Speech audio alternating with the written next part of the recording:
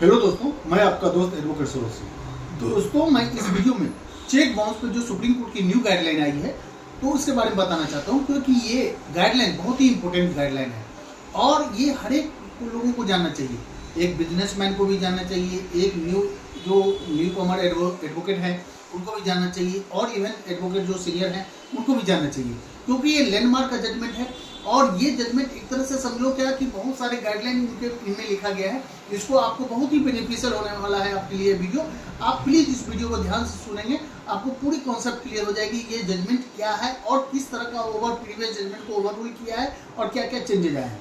अब इसका मैं एक बताता हूँ। पहले जो जजमेंट आया था चेक बाउंस से रिलेटेड, जो गाइडलाइन आई थी दामोदर एस प्रभु, ध्यान से जजमेंट का नाम सुनेंगे, दामोदर एस प्रभु वर्सेस सैयद बाबालाल, इसका ये जजमेंट 2010 में आई थी। 2010 में 3 बेंच के जजेस ने ये जजमेंट दिए थे। उसमें उन्होंने बताया था कि भैया कैसे कैसे अगर आपका चेक बाउंस का केस है, अगर आप सेटलमेंट करना चाहते हैं या अपील या रिवीजन में जाना चाहते हैं या सुप्रीम कोर्ट में जाना चाहते हैं, तो आपको कितने कितने अमाउंट देने पड़ेंगे apart from the cheque amount का, कितना देना पड़ेगा। अब पहले क्या था सैयद बाबालाल के कोर्ट में जजमेंट में कि पहले आप अगर इनिशियल स्टेज में सेटलमेंट करते हो, सेटलमेंट कर लेते हो, चेक बाउंस का कंपाउंड कर लेते हो, एक तरह से कंपाउंडिंग कर लेते हो, समझौता कर लेते हो, सेटलमेंट कर लेते हो, उस कंडीशन में आपको भाई कोई कॉस्ट नहीं देना पड़ेगा, कुछ भी नहीं देना पड़ेगा।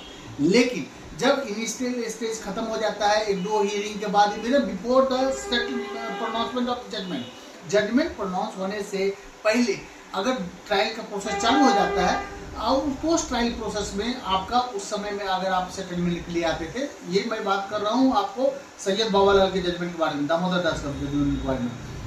इसमें उस स्टेज में अगर आप सेटलमेंट करते थे तो आपको अमाउंट कितना करना पड़ता था, टोटल अमाउंट करना पड़ता था आपको 10% देना पड़ता था। उसी तरह आप रिवीजन में या अपील में जाते थे, सेशन कोर्ट में या हाई कोर्ट में जाते थे, उस कंडीशन में आपको क्या देना पड़ता था, 20% ऑफ द चेक अमाउंट का।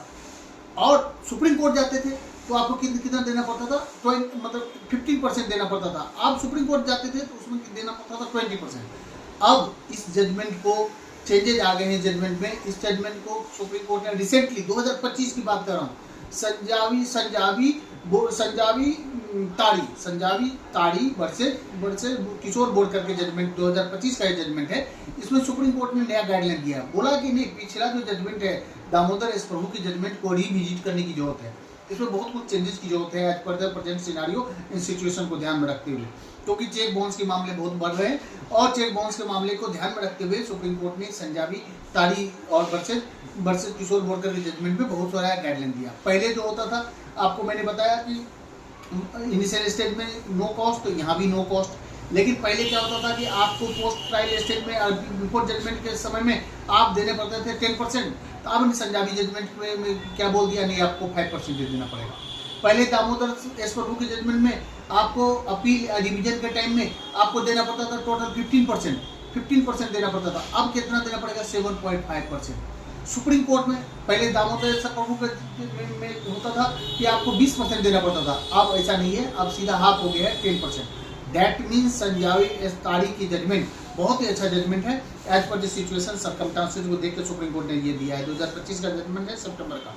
अब इसमें बहुत सारे गाइडलाइन भी और भी गाइडलाइन है कि भैया अब आपको है ना, जैसे इंडेक्स पेज फाइल करते हो, केस फाइल करते हो, एक प्रॉपर सिनॉप्सिस के बारे में बताया गया है कि आपको प्रॉपर सिनॉप्सिस को देना पड़ेगा। सिनॉप्सिस के थ्रू ही आपको आफ्टर इंडेक्स पेज के बाद जो सिनॉप्सिस होता है उसमें पूरे केस का डिटेल देना पड़ेगा, पार्टी का एड्रेस, फर्म है तो फर्म, कंपनी है तो कंपनी, दोनों पार्टी के एड्रेस, उसके पूरी डिटेल, साथ साथ आपका चेक कब बाउंस हुआ, क्या आपका मेमो मतलब आपका कब आपने प्रेजेंट किया, कब डिजॉनर हुआ, कितने के अमाउंट थे, ये पूरी डिटेल आपको एफिडेविट के रूप में सिनॉप्सिस के फॉर्मेट में आपको सबमिट करना पड़ेगा।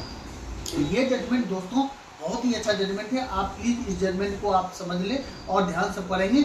इसमें और दूसरा गाइडलाइन है जिसके लिए मैं ये जजमेंट, क्योंकि ये वीडियो बहुत लंबा हो जाएगा, इसलिए मैं दूसरे पार्ट में इसी जजमेंट के कुछ पार्ट हैं जो अच्छे लगेंगे आपको ये मैं दूसरा पार्ट भी बना दे रहा हूँ। आप प्लीज उस वीडियो को भी देखिएगा। थैंक यू, जय हिंद।